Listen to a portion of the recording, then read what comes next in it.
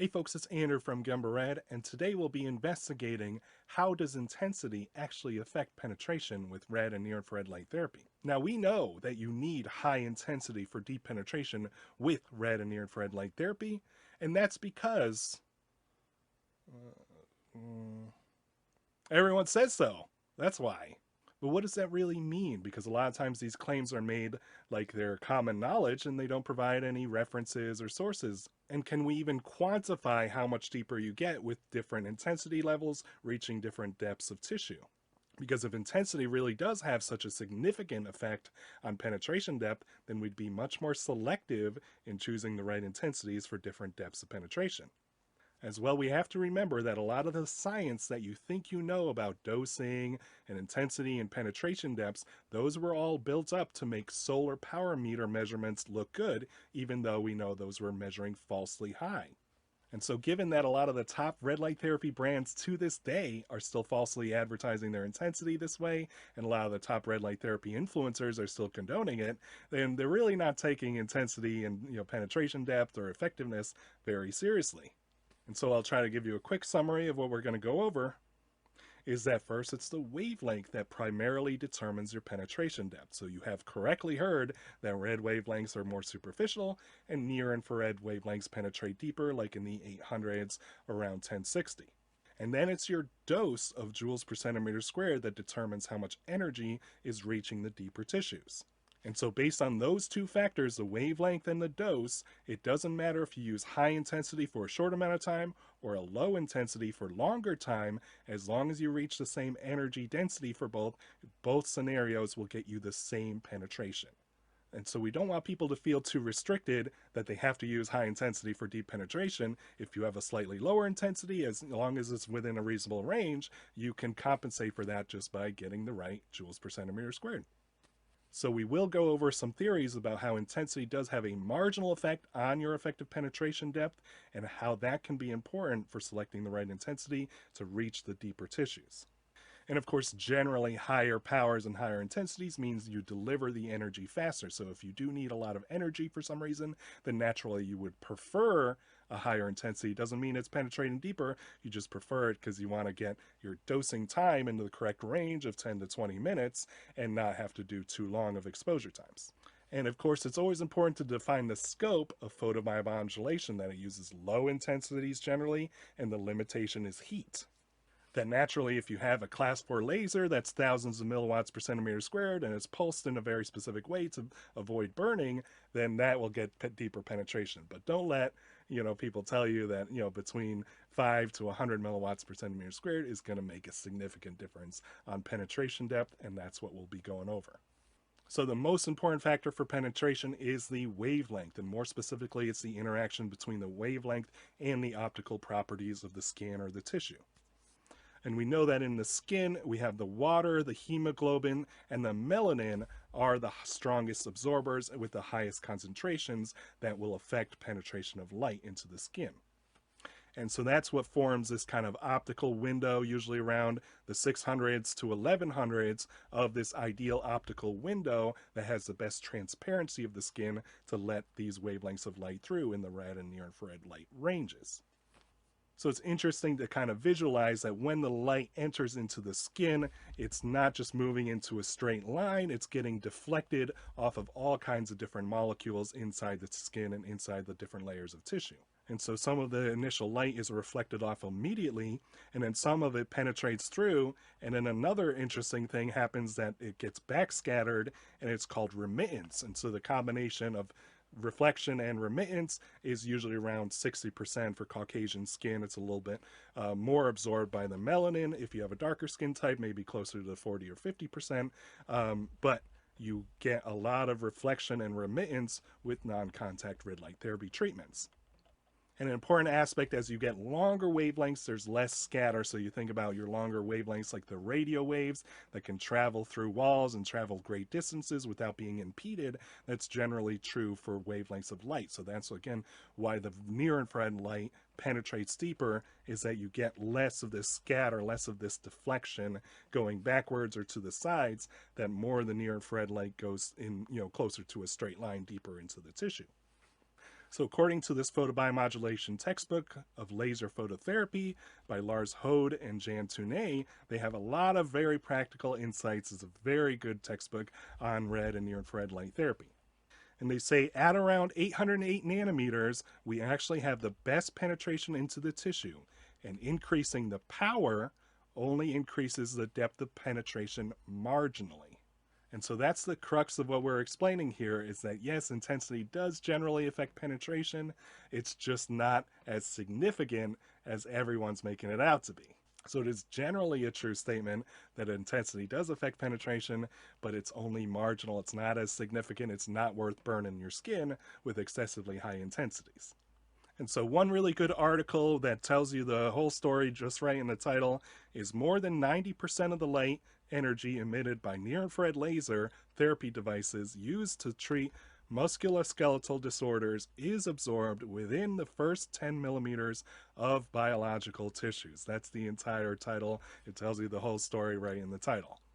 And so they show you that even with an 808 or 810 nanometer laser, that the majority of the power was lost in the first 1 to 2 millimeters, and there was hardly any power left after 15 to 20 millimeters. And so what I did was I built an exponential model based on this one study data. So it's just one example that we're going to walk through so we can learn the principles. It's not about, getting too married to these exact numbers, but we're going to learn the principles of how the light propagation works and this exponential function of loss that we falsely assume that it's a linear function, that, oh, if I double my intensity, I'm going to double my penetration depth. It's like, no, it's not going to work that way because it's an exponential function. It's not a linear function. Now, it's important to establish that the official definition of penetration depth is when the initial intensity, which we could say is 100%, reaches 37% of its initial strength. And technically they use 1 over E, which E is the constant used for exponential models. So that's a very convenient way to create the standard definition of penetration depth based on 1 over E, because with just one data point of what's the millimeters of penetration for a particular wavelength, then you can build this exponential model. So according to this data in this model, that at 37% we get 4.3 millimeters with an 810 nanometer wavelength. And what we're going to establish is that this profile of percentages is not affected by your relative intensities. And so there's tons of studies that will give you charts and lists of different wavelengths and what their corresponding penetration depth according to this definition of 1 over E, or 37% of the initial power. And so for this table, starting with different wavelengths, starting all the way down with the UVs and the blues, and we get into the reds and the near infrareds, they have corresponding penetration depths for water and for tissue. Now, what is really hard to find is a similar type of table putting different intensities and different penetration depths together, because that's not how penetration works. It's based on the wavelength. And even here with this table, it's interesting. They provide different ranges of power that presumably this is what the test conditions were to get this. They have very wide ranges of power from 10 to 100 watts, 0.1 to 10 watts, 1 to 100 watts. So these are huge ranges of power, but we see it's not affecting your penetration depth because that's entirely dependent on wavelength. And so one thing we can do to try to visualize and understand the differences between different intensities and penetration depths is that we can plug in different starting intensities and see how they fit into this model. So if we start with 20 milliwatts per centimeter squared versus 80 milliwatts per centimeter squared, we're going to multiply by the corresponding percentage at that depth. So like the study says, is that about 10% of the initial intensity reaches 10 millimeters deep. So if we started at 20, then we get to 2. If we started at 80, then we get to 8. Okay, so that makes sense. So at this depth of 10 millimeters deep, we are getting significantly more intensity at that corresponding depth. But again, remember, intensity is just the rate at which energy is delivered.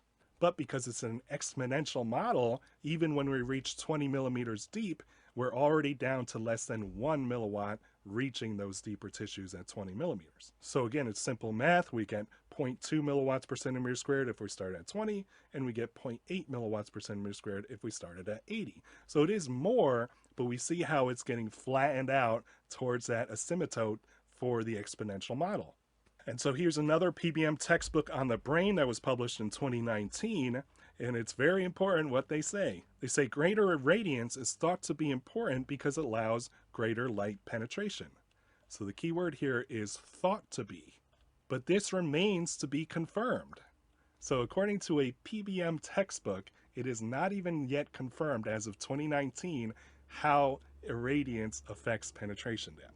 So how are all these brands and influencers implying that you need high intensity for deeper penetration when according to PBM textbooks, it's not even confirmed? So another interesting part is that increasing the irradiance incrementally increase the laser light penetration, but the percentage of the light crossing the rabbit skull remained constant at 11% regardless of power density. So again, like what I've just explained before, this is the science that backs that up, that the percentages are not changing if you have relatively high or low intensity. And so they do give one example that they were able to increase the penetration with a high-powered laser of 10 watts to 15 watts. And so remember, that's about 10,000 milliwatts to 15,000 milliwatts. So again, that's kind of off the scale of what a commercial LED panel would ever emit. So if you really need that deeper penetration, you would use a high-powered laser on the scale of thousands or even tens of thousand milliwatts per centimeter squared, and it would need to be pulsed very carefully, and you'd have to manage the heat. But again, that's kind of outside the scope of traditional photobiomodulation. And so one interesting thing about these exponential models of penetration is that an exponential model never technically reaches zero. It just reaches an asymptote that approaches zero, but it is never truly zero.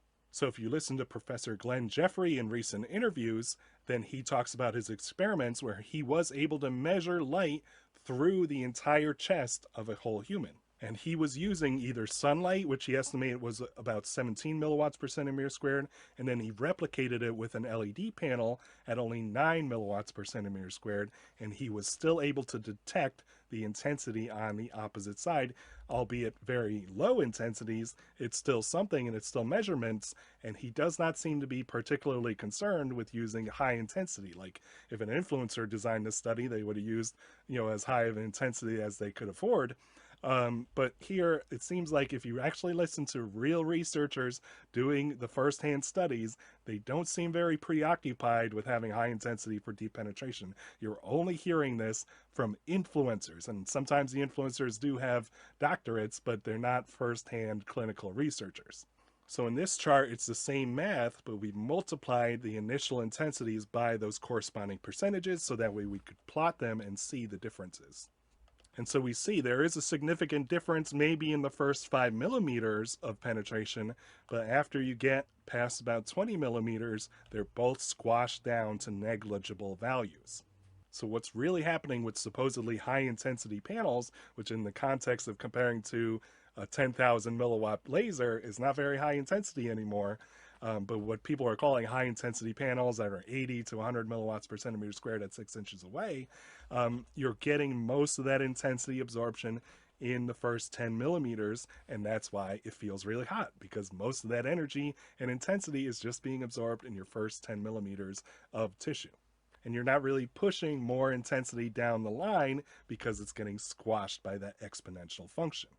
And again, this concept is confirmed in an interview with James Carroll of THOR, but he's also a published researcher and he's highly regarded. He's written in PBM textbooks and on the dosing section of a lot of sections. So listen to James Carroll describe this exact same thing. If you want to get to a deep target that's centimeters deep, and really you're not going to get much beyond an inch of penetration, no matter what you're saying. If we had a whiteboard here, I'd start drawing as why you get sort of diminishing returns and inverse square law and what happens when light scatters and gets absorbed. But really 30 millimeters is about the limit. If you can measure light at 4 and 5 centimeters deep, people have done it, but it's extremely low levels.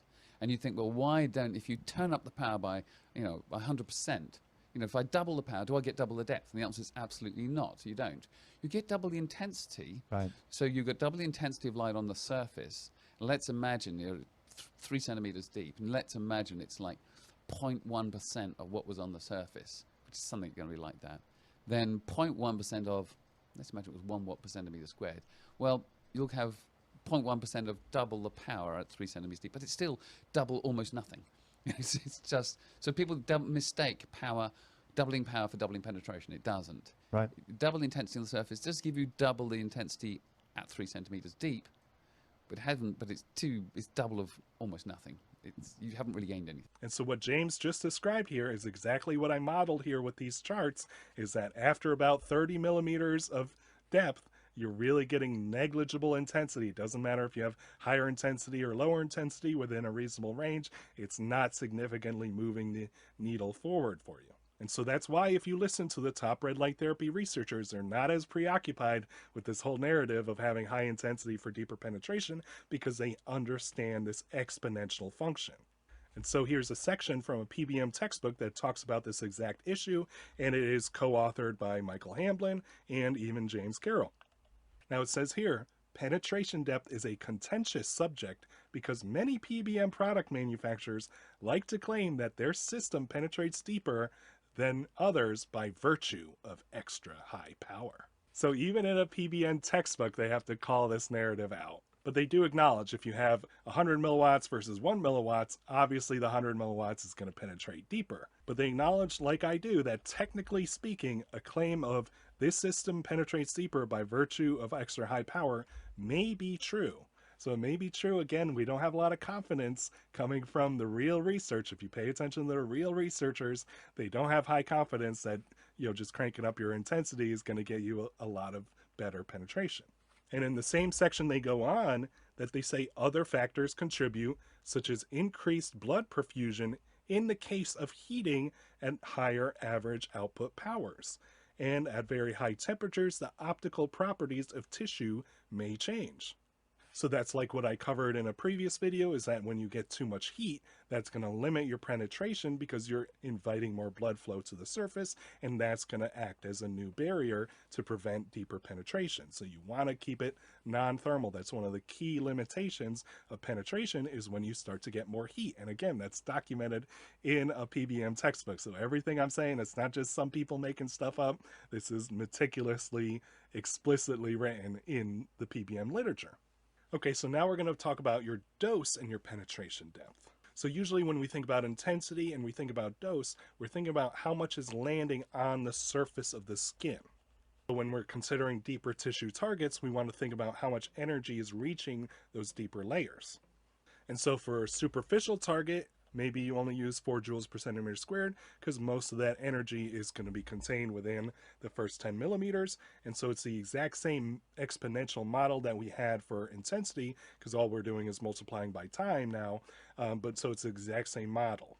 But then for deeper tissue, we think about using higher energy densities on the surface of the skin, so that way more of the energy will propagate into those deeper layers to make sure we're adequately stimulating those cells to get the right biological response. And so that's why the ranges for deeper tissues are a little bit higher, usually 10 to 50 milliwatts per centimeter squared. And let's talk about the law of reciprocity dosing theory. It's kind of the most popular dosing theory for a very specific reason, because it helps make solar power meter measurements sound really good. So let's say you have different scenarios. You have 10 milliwatts per centimeter squared for 40 minutes. You have 20 milliwatts per centimeter squared for 20 minutes. You have 80 milliwatts per centimeter squared for 5 minutes. And you have 160 milliwatts per centimeter squared for 2.5 minutes. Now, all of those different scenarios will add up to the same energy density of 24 joules per centimeter squared. Now, according to the law of reciprocity, all 4 of these examples would lead to the same biological results, because they're saying that all that matters is your total energy. Doesn't matter how fast or slow you got to get there. Then something weird happens, because influencers will then say, no, you really need the higher intensity scenarios for deep tissue treatments.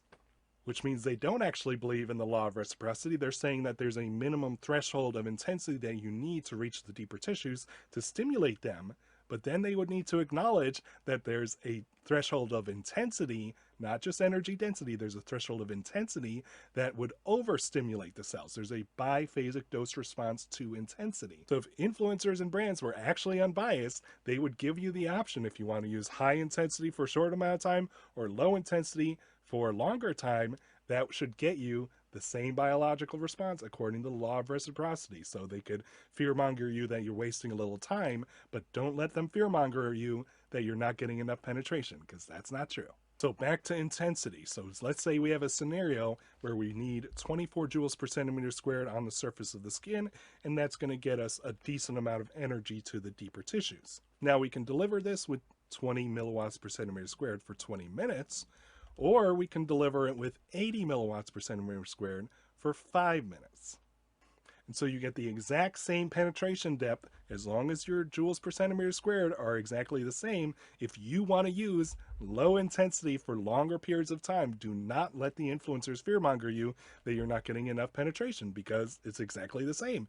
And according to their own dosing theory that they prop up to promote solar power meter measurements, all that matters is your joules per centimeter squared. So even in this scenario that they're trying to tell you to ignore excessive intensities and overheating your skin and overburning yourself, it's not doing anything for you. So if you want to use low intensity for a longer period of time, you'll get exactly the same penetration. So since we're on this topic of joules per centimeter squared, and we talked about how the joules per centimeter squared does have a bigger impact on the deeper tissue treatments, you still are confined by this exponential model. And so even though most studies say the limit of deep tissue treatments is, around 40 to 50 joules per centimeter squared, again, I would recommend if people start with deep tissue treatments, you can get a lot done with just 10 to 20 joules per centimeter squared.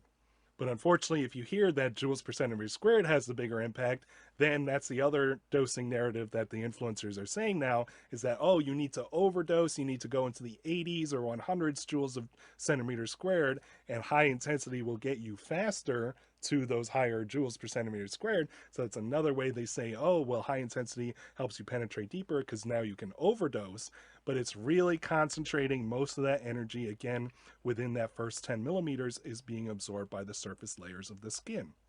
And so that's why, again, most of the side effects are still superficial side effects on the skin, hyperpigmentation, burns, and other skin issues, because even when you're using high intensities and high energy densities, you're still you're just overloading the skin. And so there's even, I'll put a quote on the screen, that even if you crank up your joules per centimeter squared, all you're doing is overloading the skin, and it's not really getting much deeper into the deeper layers. And so again, this is the kind of chart that an influencer or brand would want you to kind of conceptualize when you're thinking about how intensity affects your penetration depth. So even though we're starting at 20 milliwatts per centimeter squared on the surface, or 80 milliwatts per centimeter squared, then we're multiplying them by the same percentages. Again, James Carroll already explained this to you. Then you multiply it by the same percentages, and it does look like you get bigger numbers with the higher intensity. So maybe if they want to contradict the law of reciprocity dosing and say that you need a minimum threshold of intensity to get an adequate response, then they'd have to acknowledge that you can also overstimulate. You can also get too much penetration because you can overstimulate with too much intensity. And it's not just about energy density. So we've got another presentation by James Carroll on the brain-PBM YouTube channel where he talks about dosing, and it's very interesting. But one of the concepts is getting the adequate intensity to reach the heart tissue. So here they show a biphasic response to intensity, not just your joules per centimeter squared. They kept the joules per centimeter squared fixed at 0.3 joules per centimeter squared. So again, you need very low energy densities and intensities when you're considering the deeper tissues, the muscles, the hearts, the brains, and things like that, because they have higher mitochondrial density, so they're going to be much more responsive to those lower levels. So it's almost like our skin is perfectly designed to let in just enough light to not overstimulate the deeper tissues, but get them what they need. But he shows that with 2.5 milliwatts per centimeter squared on the heart, then you get a little bit of stimulation. With 5 milliwatts per centimeter squared, you seem to get like a maximum of stimulation. And at 20 milliwatts per centimeter squared, it actually is worse than the 2.5 milliwatts per centimeter squared. You're pretty much back to baseline. So you can imagine with this scenario, if you get too much penetration to your heart or your brain or whatever your deeper tissue is, too much penetration also has that inhibitory effect. He drew this biphasic response, the inverted U shape, over this data to show that there's a biphasic response to intensity. Now, listen, it'd be interesting if he fixed the time at 60 seconds for each of these scenarios, because we also know that time is the most important trigger for the beneficial effects. If you have too little time, then you don't get much of a response. And if you have too much time, you won't get a proper response. So there is also a time factor. But in this case, we're viewing it as adequate intensity to get stimulation, and too much intensity brings you back to baseline. But let's take this concept and put it back into our model. And let's say we need 1 milliwatt per centimeter squared reaching some, arbitrary deeper tissue, and see where that 1 milliwatt per centimeter squared is landing depending on the initial intensity. So with the same model we've been going through, if we start with 10 milliwatts per centimeter squared on the surface of the skin, we're getting 1 milliwatt at 10 millimeters. Which again, that just kind of confirms the same model we've been using this whole time, that only 10% of the initial intensity reaches 10 millimeters deep. But then if we start at 50 milliwatts per centimeter squared on the surface, then we get to 17 millimeters is where we get 1 milliwatt per centimeter squared. So let's say the intensity beyond that is negligible, it's not very effective, but if we still reach 1 milliwatt per centimeter squared at this depth, then these cells are still getting a biological response, because there's a minimum threshold of intensity for stimulation, not just energy. But again, that means we also can overstimulate the deeper tissues. And if we start at 100 milliwatts per centimeter squared, then that brings us to 20 millimeters, and we get 1 milliwatt per centimeter squared. So we see when we double from 50 to 100 milliwatts per centimeter squared, we have not doubled the penetration depth, we've only added 3 millimeters. And we can even go back from 10 milliwatts to 50 milliwatts, we've quintupled the intensity, we multiplied it by 5, but we have not multiplied the penetration by 5, we've only gained less than half as much penetration. Now, I've typically recommended the maximum intensity to be around 50 milliwatts per centimeter squared when using a large non-contact LED panel, as opposed to, for years, the narrative was that you absolutely needed at least 100 milliwatts per centimeter squared at 6 inches away to get adequate penetration from red light therapy. But as we can see, the difference between 50 and 100 milliwatts per centimeter squared is that you would only be giving up 3 millimeters of penetration depth.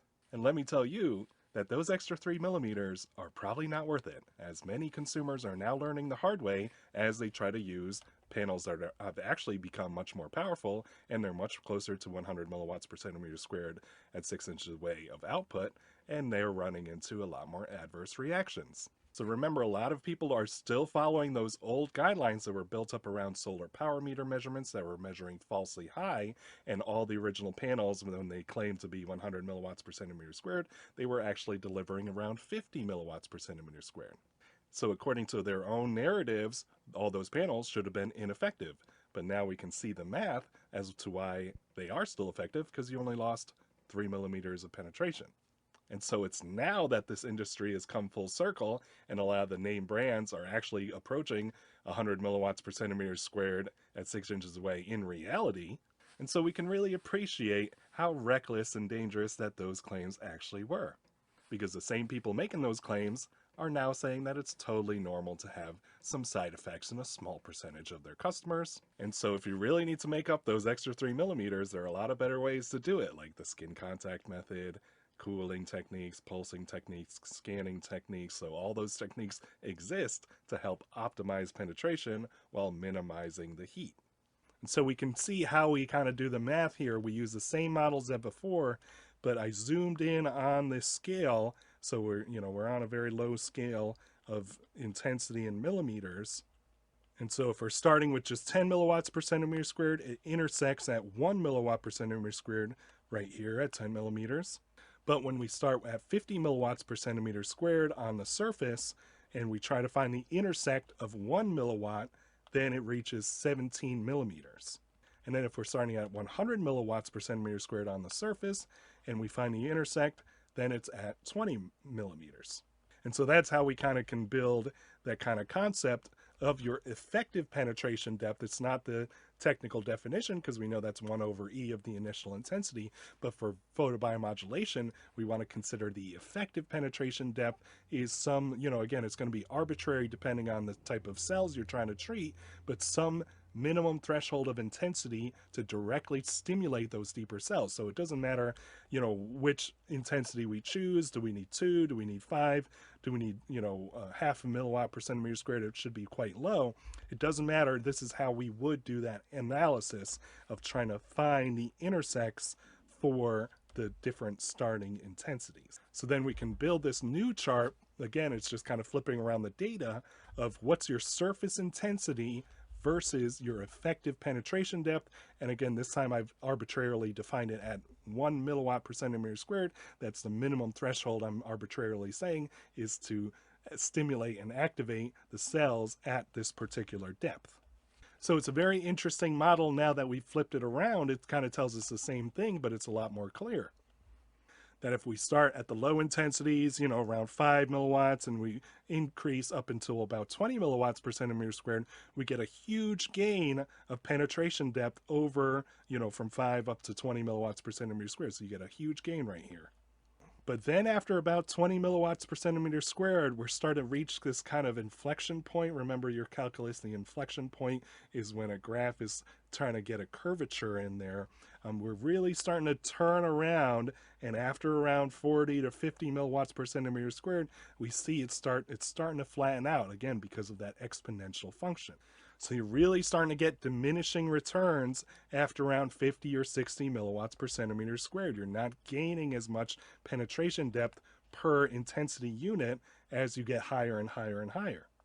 So again, it's not following a linear function, it's an exponential function. So after about 60 milliwatts per centimeter squared, your skin is really fighting against you to gain every little millimeter you're trying to gain with higher intensity. It's fighting you every step of the way. And what's really going to happen is that you're going to concentrate more and more of that intensity and energy in your first 10 millimeters of the skin and overheat your skin.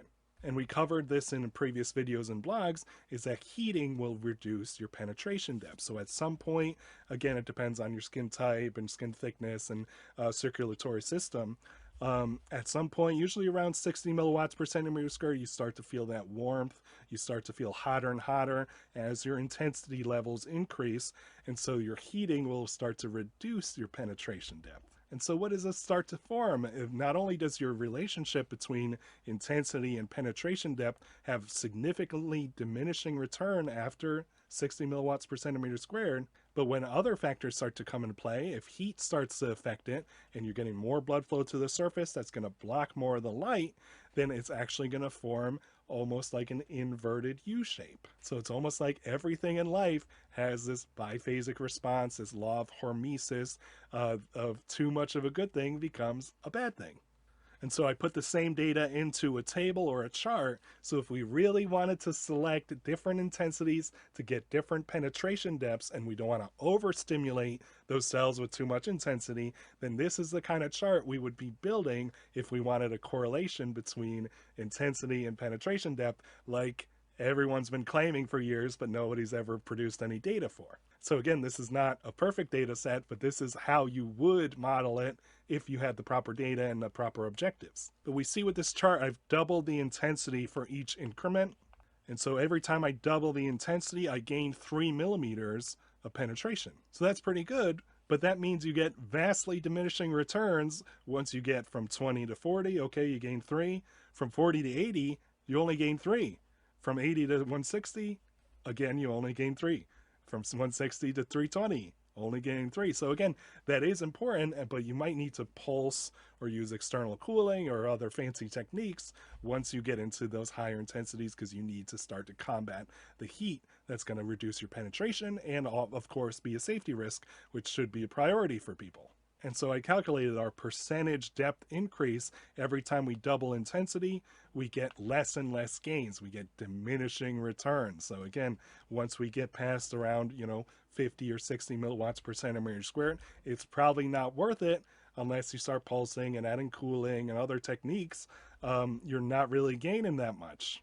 And it might be an interesting correlation that it seems like the optimal trade-off of intensity and penetration depth occurs around the natural intensity of sunlight for the red to near infrared range. Usually it's around, 30 to 50 milliwatts per centimeter squared is the red to near infrared component from direct sunlight.